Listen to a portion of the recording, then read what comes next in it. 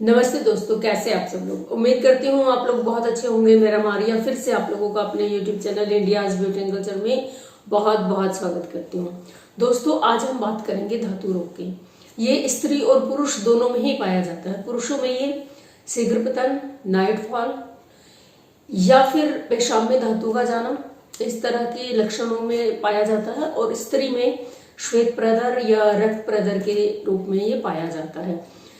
ये जो समस्या है, आधुनिक जो डॉक्टर हैं, आधुनिक जो मनोवैज्ञानिक कह सकते हैं उनको, वो कहेंगे इसका कोई साइड इफेक्ट नहीं है, ये एक बहुत सामान्य सी बात है, इससे कुछ प्रॉब्लम नहीं आती। लेकिन जो लोग इसको फेस कर रहे होते हैं वो लोग जानते हैं कि किस तरह से उनकी हड्डियां खोखली हो चुकी होती है, उनके आंखों के चारों तरफ को डार्क सर्कल आ जाते हैं, चेहरे की रौनक बिल्कुल खत्म हो जाती है, उनको लगातार कमर के निचले हिस्से में दर्द बना रहता है। और जो ताकत और स्ट्रेंथ यंग एज के अंदर बच्चों में पाई जाती है वो इनके अंदर बिल्कुल नहीं होती। बहुत केसेस में तो बहुत लोगों को लगातार फीवर की समस्या देखने को मिलती है और बहुत सारे इसके साइड इफेक्ट है। जो इंसान की इम्यून सिस्टम है वो बहुत कमजोर हो जाता है, यानी कि शरीर की रोगों से लड़ने की जो क्षमता होती है वो बहुत कम हो जाती है। क्योंकि ये जो धातु है जो हमारे शरीर से इस तरह अननेसेसरीली वेस्ट हो रही है, ये 6 धातुओं की प्रक्रिया के बाद निर्मित होती है और पूरे शरीर में ये फैली रहती है। और सेक्सुअल क्रिया जब होती है तो ये प्राइवेट पार्ट की तरफ को इसका फ्लो हो जाता है और ये वहां से निकल जाती है। लेकिन हमारे पूरे शरीर में ये फैली रहती है। यही है हमारे शरीर की स्ट्रेंथ, यही है हमारे शरीर की पावर। आप उन धातुओं के नाम जान लो जिनसे प्रोसेस होके सबसे एंड में शुक्र बनता है, जिसको रज या वीर्य कह सकते हैं। पहले हमारे शरीर के अंदर भोजन पचने के बाद बनता है रस, फिर रक्त, फिर मांस, फिर मेद, फिर अस्थि, फिर मज्जा और सबसे एंड में शुक्र। ये प्रोसेस कंप्लीट करने के बाद जो सबसे सॉलिड, बिल्कुल गोल्ड, ये समझ लो, आपके शरीर के अंदर बनता है, जो शरीर को ताकत देता है, वो जो धातु है शुक्र, जिसको स्त्री में रज और पुरुषों में वीर्य कहते हैं, ये जब बन जाता है वो अगर लगातार लगातार लगातार बिना बात वेस्ट हो रहा है तो आपके शरीर की ताकत वेस्ट हो रही है। और जो लोग इससे पीड़ित हैं वो बहुत अच्छे से जान सकते हैं। सबसे पहले मैं कारण बताऊंगी किन कारणों की वजह से होता है ये, क्योंकि जब आप कारण दूर कर लोगे तो कुछ हद तक इस समस्या पे काबू पाया जा सकता है। फिर मैं आपको रेमेडी बताऊंगी, देसी नुस्खा है, बहुत इफेक्टिव है। 10-15 दिन के अंदर ही अंदर आमूलचूल परिवर्तन आपको अपने शरीर में देखने को मिलेगा। क्योंकि जो दवाई है वो सिर्फ आधा काम करती है। अगर आपने दवाई कर ली लेकिन जो इसके कारण है वो दूर नहीं किए तो लगातार लगातार ये बीमारी बनी रहेगी। आप दवाई ले लेके ठीक होते रहोगे, बीमारी बनती रहेगी। तो बीमारी के कारणों को ही दूर कर लीजिए। तो सबसे बड़ा और मेन एक ही इसका रीजन है हमारे शरीर के अंदर अपान वायु का दूषित हो जाना, असंतुलित या प्रकुपित भी इसको कह सकते हैं। अब ये अपान वायु क्या भला है भाई?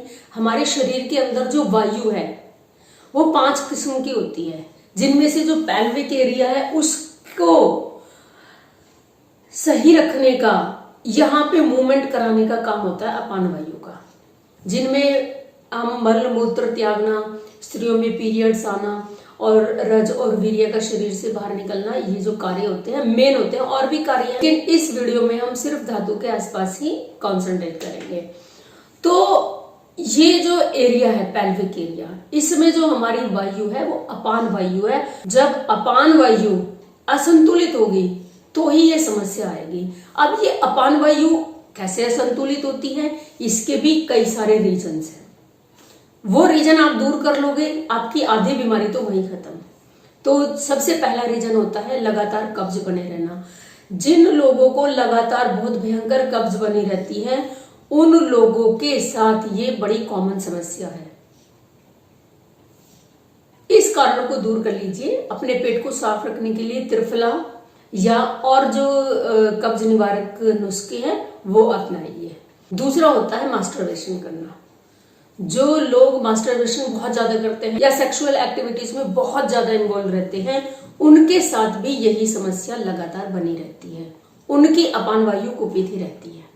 तीसरा जो कारण है वो है पोर्न चीजें देखना, पोर्न मूवीज देखना, पोर्न फोटोज देखना, न्यूड जो भी चीजें हैं जो आपको उत्तेजित करती हैं, उन चीजों को लगातार देखते रहना, जिससे आपका जो सारा का सारा फोकस है वो नीचे के केंद्रों में ही सिमट के रह जाता है और वहीं की एक्टिविटीज में ही आप लगे रहते हैं।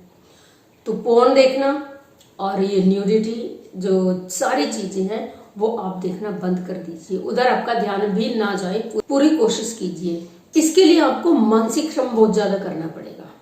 जो लोग बहुत ज्यादा मानसिक श्रम करते हैं उनमें ये समस्या नाम मात्र को देखने को मिलती है या बिल्कुल भी नहीं देखने को मिलती, क्योंकि जो हमारी एनर्जी है पूरे शरीर में जो ऊपर से नीचे तक काम करती है वो एक ही है। अब या तो उसे नीचे के नीचे बहाते रहो या उसको ऊपर उससे काम लेते रहो। अब ऊपर काम लेने का क्या मतलब है, आप स्टडी करो, आप दिमाग से रिलेटेड काम करो। अगर आप स्टूडेंट हो या स्टूडेंट नहीं भी हो, अपनी पढ़ाइयों में लगे रहो। आपको लगता है कि बहुत बोरियत होती है पढ़ते वक्त, तो आप अलग अलग अपने सब्जेक्ट को लो, कभी आपने ये पढ़ा तुरंत बाद कोई और उठा लिया, फिर कोई और उठा लिया, इस तरह से पढ़ते रहो। अगर आप स्टूडेंट भी नहीं हैं तो आप अच्छा साहित्य पढ़िए। अच्छा साहित्य का मतलब होता है जो हमारे अंदर काम विकारों को ना जगाए। साइंस फिक्शन पढ़ सकते हैं आप बहुत सारे टॉपिक्स हैं, एडवेंचरस आप बुक्स पढ़ सकते हैं। जितना आप अपने दिमाग को बिजी रखोगे, पढ़ाई बहुत बड़ी चीज है जो आपकी ऊर्जा को दिमाग की तरफ ही सेंट्रल रखती है। जितनी आपकी जो एनर्जी है वो ऊपर बिजी रहेगी, नीचे जाने का इसको मौका ही नहीं मिलेगा। तो दिमाग के जो भी काम है, वीडियो गेम्स खेल सकते हैं आप, जैसे मुझे नाम नहीं लेना चाहिए, बच्चे पबजी में लगे रहते थे, ऐसे बहुत सारे होते हैं। जब आपका दिमाग बिजी रहेगा, दिमाग को चैलेंज दो। जैसे कि चेस खेलते हैं बच्चे, जब खेलते हैं तो वो उनका दिमाग लगातार बिजी रहता है। ऐसे चैलेंजिंग काम दो दिमाग को, जो आपकी जो ऊर्जा है यहीं की यहीं वो सीमित रहे, यहीं की यहीं एंगेज रहे। जैसे कि पजल सॉल्व करना या किताबें, ऐसी किताबें पढ़ना जिसमें भी आपका थॉट प्रोसेस बने। जैसे आध्यात्मिक किताबें लोग पढ़ते हैं तो जब वो पढ़ते हैं तो लगातार उस पर विचार भी करते रहते हैं। तो चीजें ऐसी पढ़ो, ऐसे आपको जो दिमाग है ऐसी एक्टिविटीज में बिजी रखो कि जिससे कि आपका जो एनर्जी का फ्लो है वो दिमाग के आसपास ही दौड़ता रहे। तो ये बहुत बड़ा आपको काम अपने लिए करना है। एक और बीमारी लग गई है आजकल लोगों को, बहुत देर रात तक जगे रहते हैं, बिना वजह जगे रहते हैं। कोई स्टूडेंट है कॉम्पिटिटिव एग्जाम्स की तैयारी कर रहे हैं, उनको तो माफ है क्योंकि आजकल पढ़ाई इतनी ज्यादा हो गई है। लेकिन बहुत सारे लोगों को मैं नोटिस करती हूँ कि वो बिना बात ही जगे रहते हैं।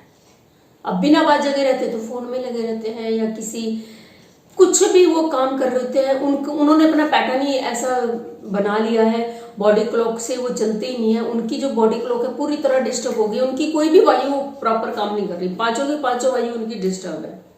तो उनको और भी बहुत सारी समस्याएं फेस करनी पड़ रही हैं।